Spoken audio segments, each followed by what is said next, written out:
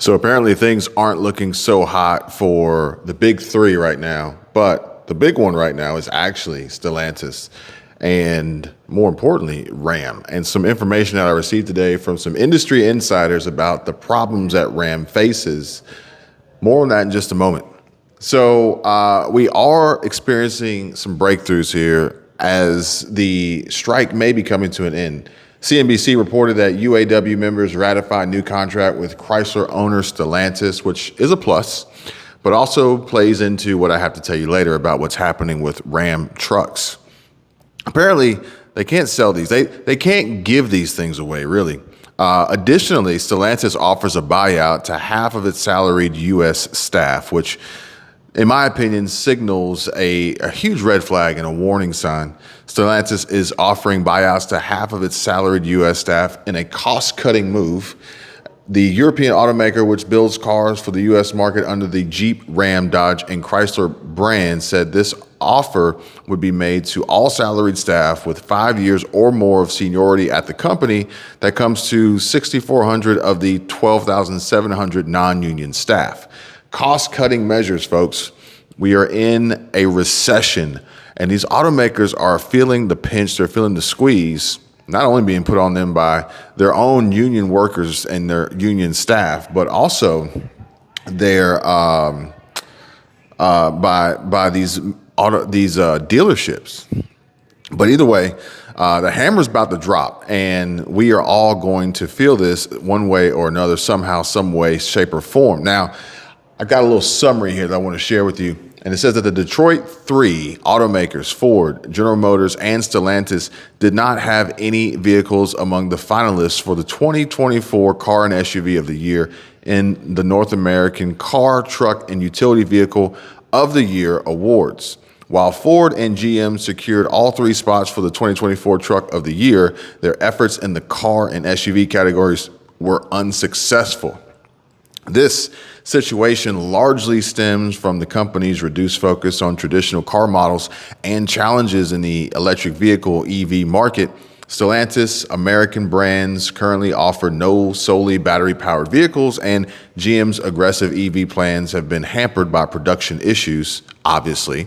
And Ford, however, has seen success with its EVs, winning previous SUV and Truck of the Year awards with the Mustang Mach-E and F-150 Lightning, respectively. Electric vehicles are gaining prominence, making up over half of the NACTOY finalists, reflecting their growing importance in the industry. The absence of the Detroit 3 in the car and SUV categories does indicate a major setback, as they have experienced such exclusions before. However, being mentioned in these awards is generally seen as beneficial. In the pickup segment, Ford and Chevrolet remain dominant. Notable models include the Chevrolet Silverado EV, which boasts a 450-mile range, and Ford's F-Series Super Duty trucks, which we discussed yesterday, which are vital to many businesses. Likewise, we discussed that yesterday. Now, despite some surprise at the Detroit 3's absence from the car finalists, it's noted that their offerings like the Corvette and Mustang are more niche sports cars, while the NACTOY awards typically favor mainstream models. Competitors include popular and innovative models like the Honda Accord, Hyundai Ioniq 6, and Toyota Prius. The SUV categories finalists reflect the industry's shift from sedans to SUVs, a segment where the Detroit 3 have focused heavily, replacing traditional cars as the preferred choice for many American buyers. Yet delays in GM's EV rollouts have impacted their presence in this category.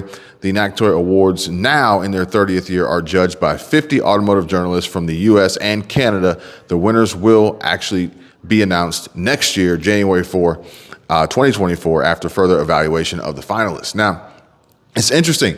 We've seen the transition, the shift away from cars to SUVs, crossovers, really more so.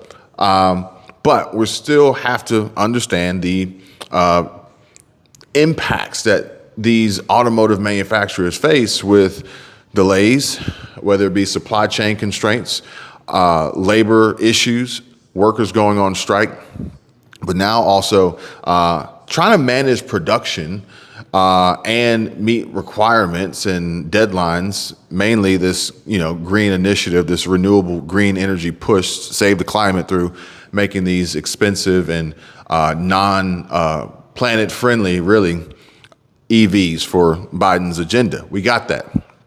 But interest rates are through the roof. Cars are expensive. The cost of living in general is really high. So the last thing that I would want to do at this point in time would be go out and buy a really expensive car that I don't really want, that doesn't go very far, and I have to plug it in and charge it more often than I charge my cell phone. So with that being said, I guess really I need to make a separate video about the cars that I would least likely want to own. And those are, there's two. One being the car that nobody likes and everybody makes fun of. So essentially, I'm not going to own a Cybertruck. And two would be the car that I have to continuously pay for out of pocket, continuously putting an impact and negative stress on me and my financial budget in these tough financial times. Now, Ford CEO Jim Farley is trolling Elon Musk and Tesla for this Cybertruck disaster. Unbelievable. But I think they are getting a ton of free press and publicity. And I guess no publicity is bad publicity, right?